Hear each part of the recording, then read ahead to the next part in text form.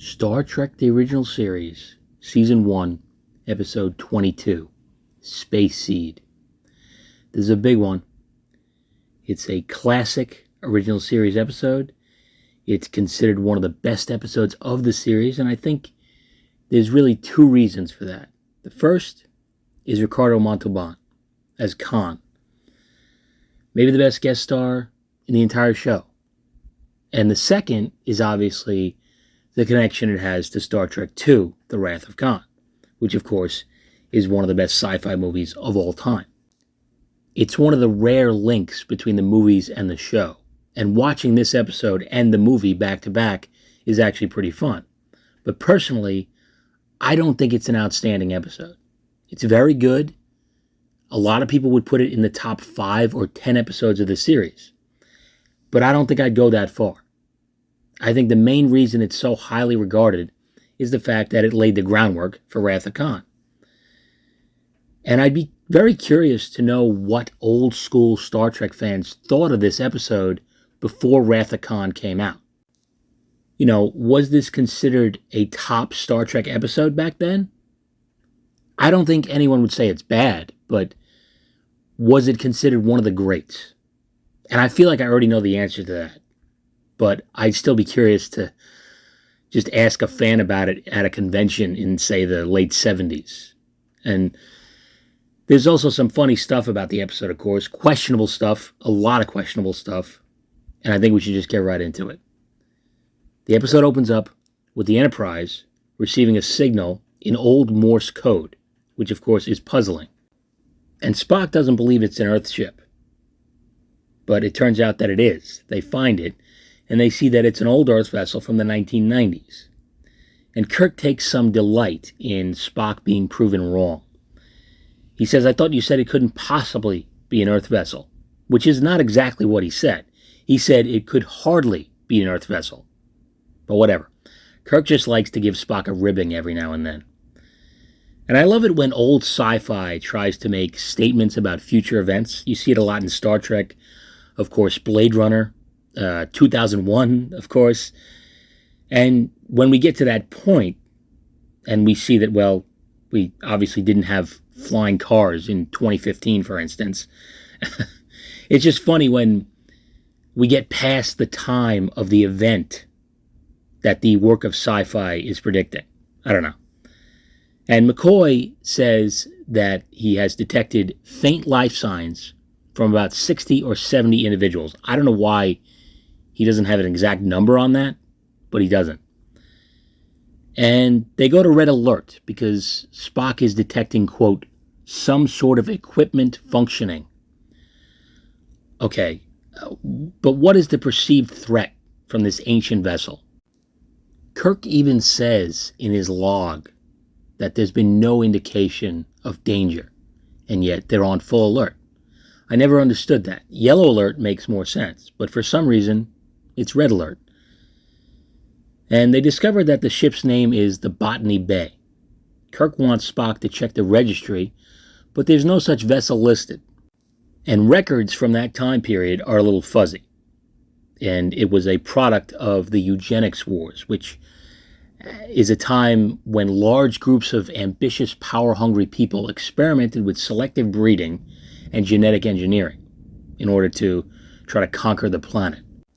McCoy and Spock get to talking about it, and it seems like this episode ropes in the eugenics wars with World War III, even though the eugenics wars took place about 30 years prior to World War III in Star Trek lore. So it's a little bit inconsistent there. But I suppose it could have been one of the early catalysts. In any case, this episode makes it very clear that for humans, things got a lot worse before they got better.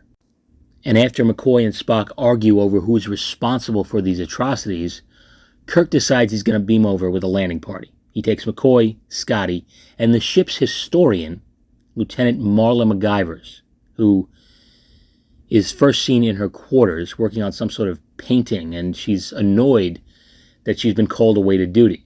Doesn't seem like she has a lot to do on this ship. Even Kirk says this will give her something to do for once. And I'm not surprised. It's weird that the Enterprise has a historian, or at least someone who only specializes in history. That should be sort of a backup function because there's just not going to be that much call for it on a day-to-day basis. She arrives at the transporter room, and before they go, Kirk asks McCoy if he's ready, and he says no. I signed aboard this ship to practice medicine, not to have my atoms scattered back and forth by this gadget. How do you not love McCoy? I mean, when Kirk asks, are you ready? It's clearly a rhetorical question, but McCoy is just like, nope, I don't want to do this shit. You're making me do this shit. And it makes perfect sense because most of us wouldn't want to use the transporter either. And it's also a little weird when Kirk addresses MacGyvers, because for the first part of this episode, he keeps calling her McGivers. I guess to show that he doesn't really know her, and there has not been really much call for her profession on the ship up until now. In any case, they finally beam over and discover a bunch of bodies in suspended animation, cryo-freeze, essentially. And one of them starts opening. And Kirk asks MacGyvers if she thinks this could be the leader. And she seems like she's high as fuck. She's staring at this unconscious individual, already entranced by him. And so far, this reaction is not all that unique to this character. There's been plenty of male officers so far in the series who can't seem to control their wide-eyed gaze whenever a hot chick is in the room. But it's going to get a lot worse from here. And she finally snaps out of it and answers Kirk's question. She says the leader would often be revived first on a sleeper ship. She also says that he seems to be from the northern India area, probably a Sikh. I don't know how she knows that just by looking at him. It's almost as if she recognized who he is right away and isn't saying anything about it. And the pod he's in starts malfunctioning. They have to break the glass, and they end up pulling him out of there like he's an ancient rotisserie chicken. And obviously this is Khan, although no one knows that yet, except possibly MacGyvers. And he asks how long it's been, and Kirk says 2 centuries. It's actually closer to 3 centuries, 270 years to be exact. But the original series is a little wonky with its timelines. And Scotty says that there seems to be no log on the ship, but that 72 of the occupied cryo chambers are still operational. And cryostasis is something that has been used over and over again in sci-fi, probably most famously in the Alien movies. But it's also seen in 2001: A Space Odyssey and Planet of the Apes. And Star Trek didn't invent it, not by a long shot. It's featured in an episode of The Twilight Zone, as well as Lost in Space. It's been used in sci-fi since the early days of the 20th century, as far as I know. I don't know why I'm babbling about this. Am I auditioning to be the new ship's historian? Who knows? It sounds like a cushy gig, so why not? In any case, they beam back to the Enterprise with their mysterious, outmoded friend, and Spock says he can find no record of the Botany Bay. He says this class of ship was designed for interplanetary travel only, and that it was 10,000 to 1 against it making it to another star system, let alone all the way out here. Kirk mentions that Botany Bay was the name of a penal colony in Australia. He wonders if this might be some form of criminal deportation. Spock corrects him by saying they wouldn't have wasted one of their most advanced spaceships at the time for something like that. So they have a lot more questions than they have answers, and they decide to take the Botany Bay in tow and bring it to Starbase 12 for a more thorough investigation. And McCoy has been examining his new patient. He says he seems to be an improved breed of human. His physical and recuperative powers are amazing. Kirk talks to MacGyvers about her unfocused performance during the away mission. She explains that she has a professional curiosity about their new passenger and that she would take delight in examining his mind. Yeah, his mind and what else. She's not exactly being subtle about her horniness for this unconscious fossil. And this is about where Khan wakes up. He's alone, and he does some weird wake-up exercises, and for some reason, I like to imagine that he's just trying to expel a few centuries worth of flatulence as he does it.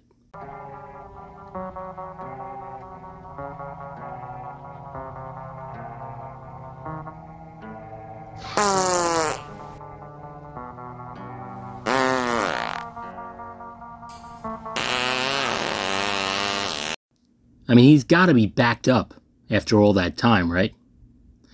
That's a little bit of toilet humor. I hope you don't mind. Sometimes I go low when I should go high. And then he grabs a knife or some kind of scalpel because McCoy just has this display on his wall that is just a bunch of medical cutting tools, it looks like. No clue why he has that. For a guy who hates archaic medical techniques and laments the fact that doctors used to cut and sew people like garments, as he puts it, he sure has a lot of fucking knives on his wall. I mean, Jesus, at least put them behind glass. But I guess they're just there for the taking. And then Khan grabs McCoy by the neck and holds the knife to his throat. Well, either choke me or cut my throat. Make up your mind. English. I thought I dreamed hearing it. Where am I? So McCoy is pretty bold about it, which is good, because Khan likes a brave man. And he tells him that he's been asleep for 2 centuries. Kirk shows up, and Khan finally introduces himself. He says his name is Khan, but he doesn't go any further than that. He leaves out the Noonien Singh, which should be a red flag. I mean, how many genetically enhanced leaders from the era of the eugenics wars named Khan could there possibly be? Who knows? And Kirk says he wants some answers, but Khan says he grows fatigued. I find myself growing fatigued, Doctor. Oh man, I wish I could use that excuse for stuff I just don't want to deal with. Yeah, I'm too tired. Anyway, before Kirk leaves, Khan asks if he could read some technical manuals on the Enterprise. And naturally, Kirk is like, no fucking way. We don't know anything about you. You just said you're too tired to answer any questions, so I don't know why you want to read anything anyway. Plus, you just held a knife to my friend's throat. You would think that's what he would say, right? Well, no. He says the complete opposite. He slides a computer monitor over to Khan and says the tech manuals are available to any patient. I mean, what the fuck? Do patients want to read a lot of tech manuals while they recover in sickbay? I feel like that's got to be Scotty's doing, because that's exactly what he would like if he was laid up in sickbay with a fucking space hernia or something. And on the bridge, Spock explains that in 1993, a group of young supermen seized power simultaneously in over 40 nations. Kirk says they were aggressive, arrogant, and began to battle amongst themselves. And I feel like I would have heard something about that while I was eating my Cocoa Puffs and watching Saturday morning cartoons. I feel like Bill Clinton would have definitely addressed the nation at some point if that happened. But I don't recall any of that. My broadcast of X-Men the Animated Series went completely uninterrupted, and for that, I'm thankful. And Spock goes on to say that roughly 80 or 90 of these supermen were unaccounted for when they were finally defeated. And this is a fact that is apparently not in the history books. So, how did Spock find this out? Did he hack into Section 31 or something? Who the hell knows? And this is where MacGyver's comes back into the picture. She tries to interview Khan, and he's pretty aggressive. He complains about her hairstyle, which is weird considering his hairdo is like if He-Man was a brunette. And she leaves, and he says, "I'm glad you came. Please do it again." And we've all said that before. And Kirk has some concerns about MacGyver's. He asks McCoy how strongly she's attracted to Khan, which is a weird question to ask McCoy. I mean, he should say, "I don't know. How the fuck should I know that?" But it does show how horny she is. I mean, the captain and the crew have noticed that she can't seem to keep the floor dry underneath her when this fucking guy's in the room. Then again, McCoy's actual answer to Kirk was just as weird as the question. He says, Khan has a magnetism, It's almost electric. You can feel it. So maybe everyone wants to fuck this dude. Who knows? You know, he's genetically engineered. Maybe he's got some kind of super pheromones or some shit. I mean, that might explain some of the weird shit happening in this episode with MacGyvers. And then there's a dinner scene to welcome Khan to their century. And they're serving a nice dish of Play-Doh along with some celery sticks served with a side of boiled begonias. So that's nice. And Khan doesn't hide his past very well. Kirk and Spock really don't have to say much. He pretty much outs himself as a tyrant. And he says Spock is attacking him. He uses that term. I mean, all Spock is really doing is giving Khan the opportunity to deny being a dictator. That's essentially what's happening. And he's doing the complete opposite of that. It escalates a little further, and then this happens. You fled. Why? Were you afraid? I've never been afraid. But you left at the very time mankind needed courage. We offered the world order. We.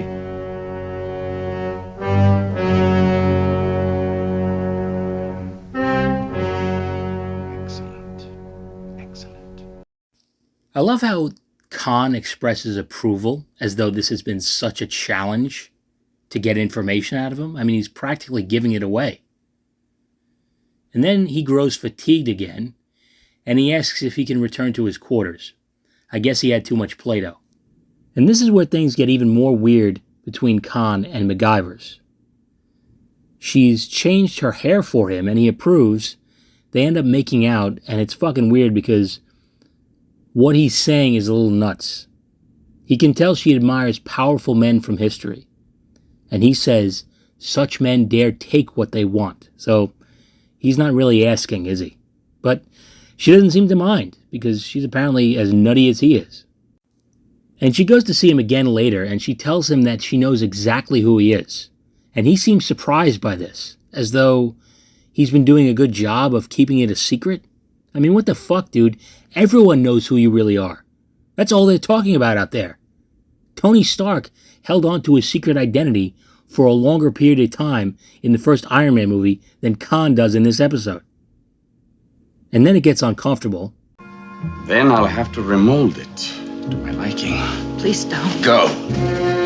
Or stay, but do it because it is what you wish to do. I mean, why the fuck would she stay? It's crazy. She's a historian.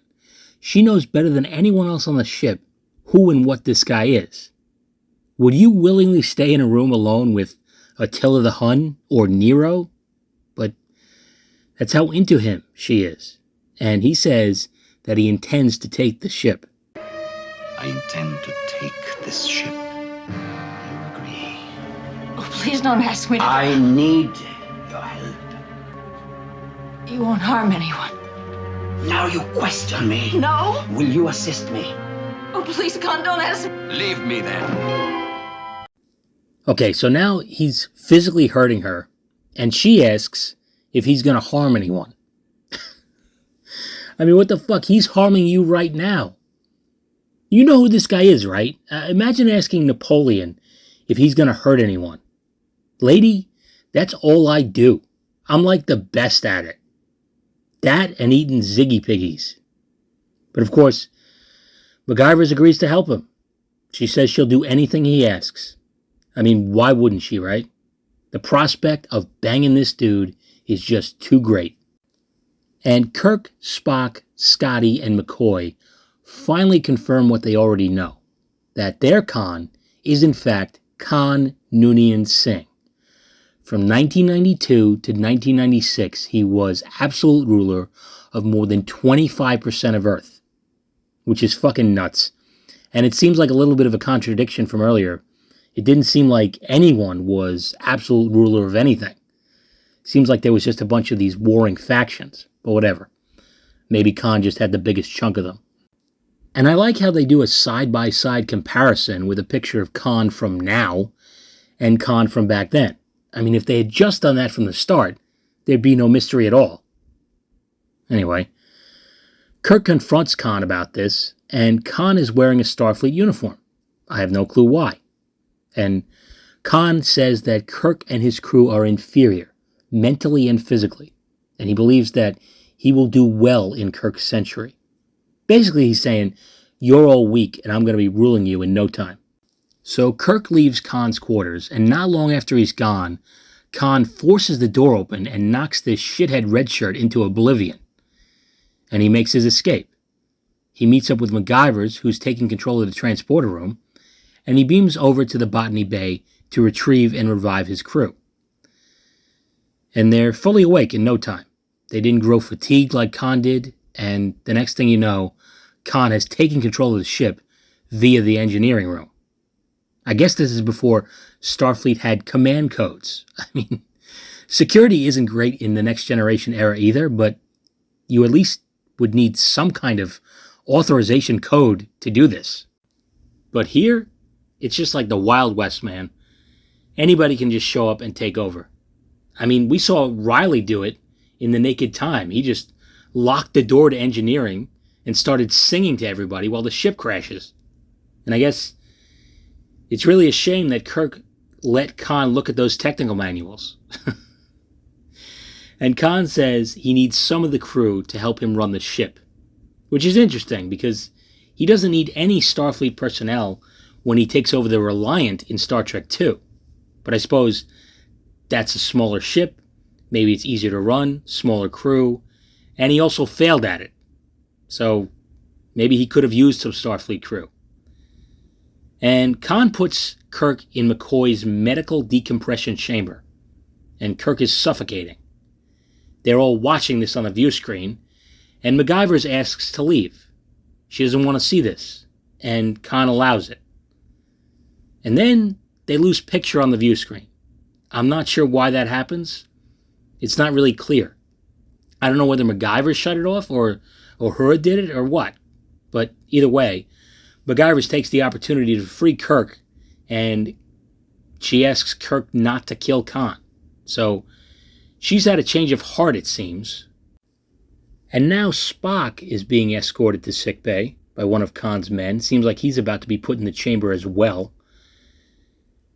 But a distraction from the now freed Captain Kirk and a Vulcan neck pinch ends any threat of that happening.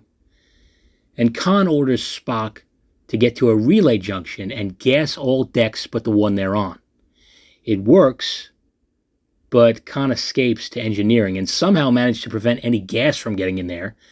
I don't know how he pulled that off. He also triggers some sort of a engine overload, and the Enterprise is going to explode in a matter of minutes. But what he doesn't do is lock the door to engineering. I mean, even a drunken Lieutenant Riley managed to do that. So Kirk walks in, and Khan grabs the phaser away from Kirk and crushes it. I mean, he could have just used it on Kirk, but he's arrogant, and he wants a physical confrontation. And Kirk should not be able to take Khan one-on-one in a physical confrontation, right? But he does. They fight, and it's wacky. Kirk does his patented double fist punch, which, as we know from Arena, is known to kill normal human beings. But Khan shakes it off, and there's some very obvious stunt doubles. Honestly, this is one of the weaker fight scenes in the show, I think. It's just, the stunt doubles are so obvious, and it's just not choreographed very well, even for a Star Trek fight. It just doesn't work that well for me. It's not terrible. We've seen worse fighting in Star Trek, but there's something off about this fight. And I think it's because you can see the stunt doubles. Like, they're so blatantly obvious. Which is odd, because Shatner does a lot of his own stunts in the show. But here he has a very obvious stunt double.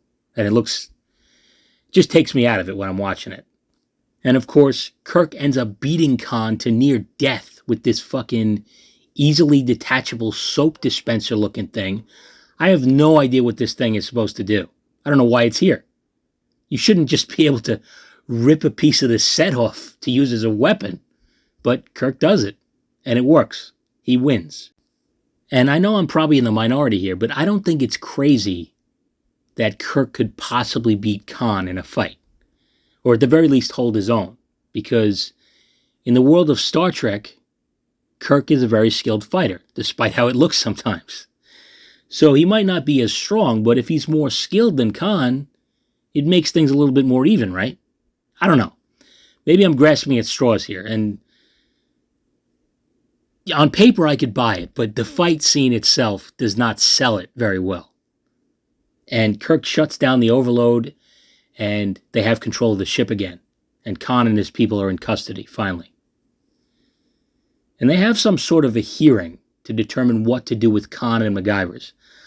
I don't know why it's Kirk's sole responsibility to hand out punishment for this.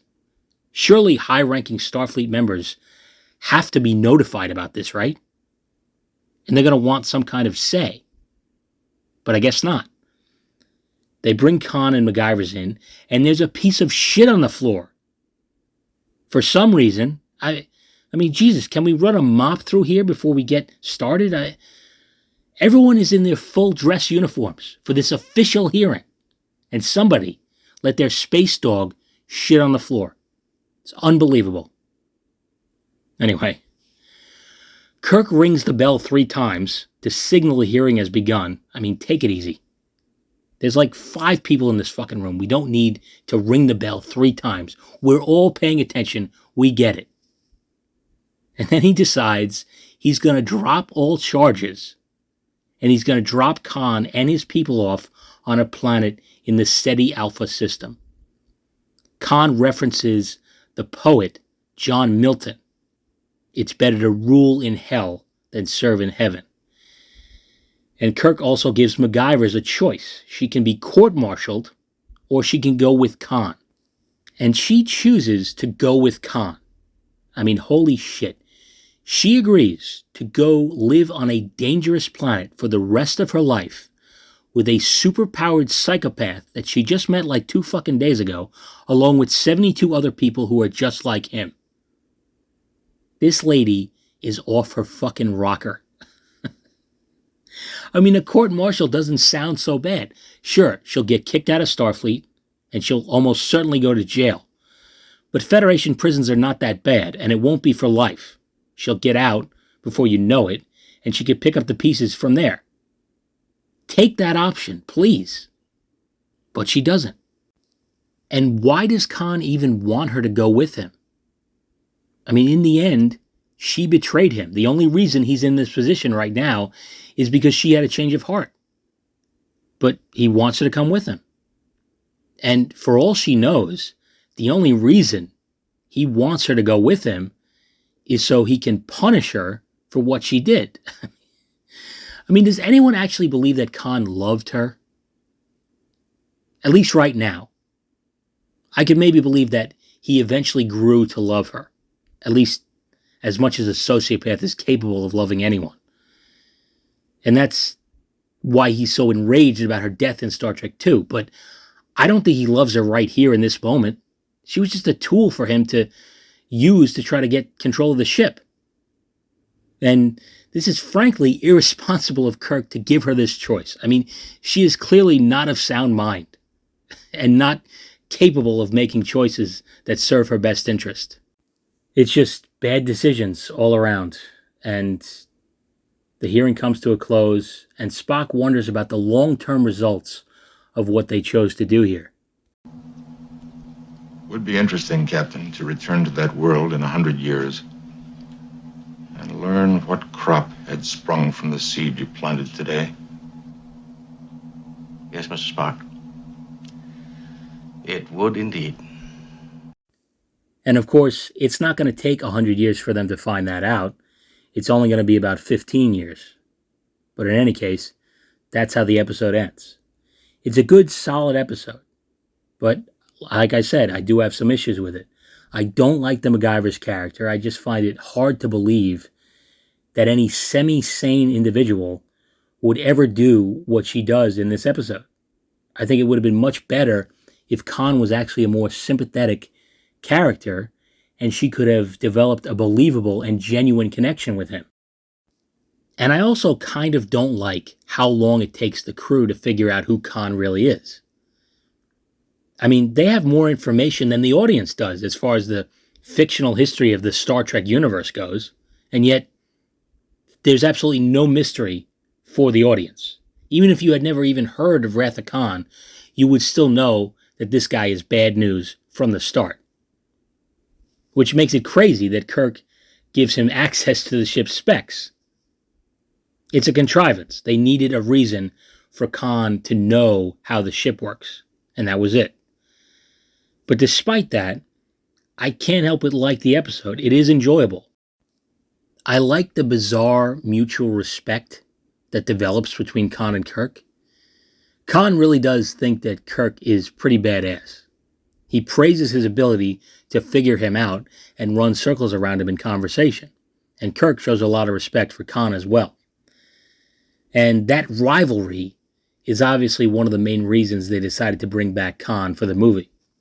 And Ricardo Montalban is always great. He elevates this episode so much. I mean, if someone else played Khan, this would be considered an average episode and there'd be no movie follow-up. Star Trek owes a lot to Ricardo Montalban.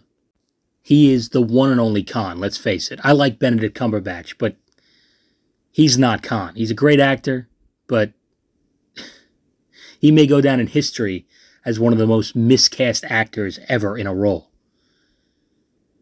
But anyway, that's about all I got for now. I am poking fun at this episode for the sake of humor, but it is a really good episode, like I said.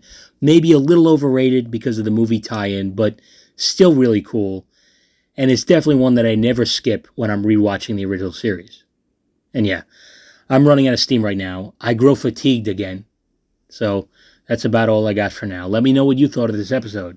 And until next time, take it easy. I find myself growing fatigued, Doctor.